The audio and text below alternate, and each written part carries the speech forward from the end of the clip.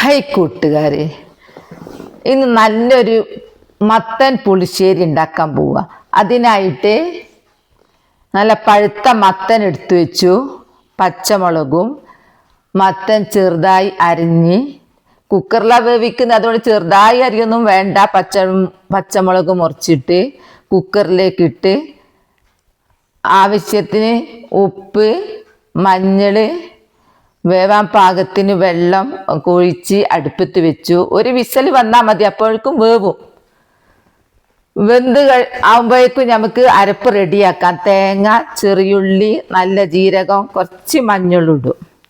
മഞ്ഞളിട്ട് കഴിഞ്ഞാൽ അരപ്പ് കാണാൻ നല്ലൊരു രസം, നല്ലൊരു കളറാണ്. അങ്ങനെ അരച്ചെടുത്തു. അപ്പോഴേക്കും നമ്മളെ കുക്കറിൽ വെന്ത് കഴിഞ്ഞിട്ടുണ്ട്. ഞാനത് വലിയൊരു മൺപാത്രത്തിലേക്ക് മാറ്റി അടുപ്പത്ത് വെച്ചു. എല്ലാം ഉടച്ചൊക്കെ കഴിഞ്ഞ് റെഡിയായി. തുള്ളലും കഴിഞ്ഞതിന് ശേഷമാണ് ഞാൻ തൈര് ഒഴിക്കുന്നത്, അല്ലെങ്കിൽ അത് ഇതായിപ്പോവും. പിന്നെ ഇനി വറവ് റെഡിയാക്കാം. അതിനായി എണ്ണ അടുപ്പത്ത് വെച്ചു. എണ്ണ ചൂടായി. കടുക് ഇട്ടു.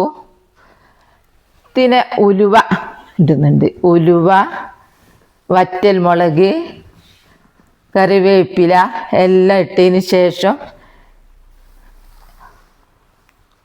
ഇനി കറിയിലേക്ക് ഒഴിക്കുന്നു. നല്ല അടിപൊളി മത്തൻ പുളിശ്ശേരി ഇവിടെ റെഡിയായി. ഇതിന് പ്രത്യേക രസം എനിക്കുണ്ടാവും, കാരണം ഇതിലെല്ലാം ഞാൻ ഉണ്ടാക്കിയതാണ്. മത്തന്, പച്ചമുളക്, വെളിച്ചെണ്ണ, കറിവേപ്പില എല്ലാം ഞാൻ ഉണ്ടാക്കിയതാണ്. ഒരു പ്രത്യേക ടേസ്റ്റ് എനിക്ക് തോന്നുന്നു.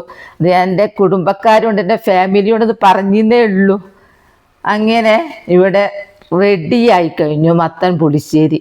ഇതുണ്ടെങ്കിൽ നമുക്ക് ഒരു കലം ചോറ് തിന്നാം, വേറെ ഒരു കറിയും ആവശ്യമല്ല. അപ്പോൾ എല്ലാവരും ഇങ്ങനെയൊക്കെ ഒന്ന് ഉണ്ടാക്കി നോക്കുക കേട്ടോ. എൻ്റെ വീഡിയോ ഇഷ്ടപ്പെട്ടിട്ടുണ്ടെങ്കിൽ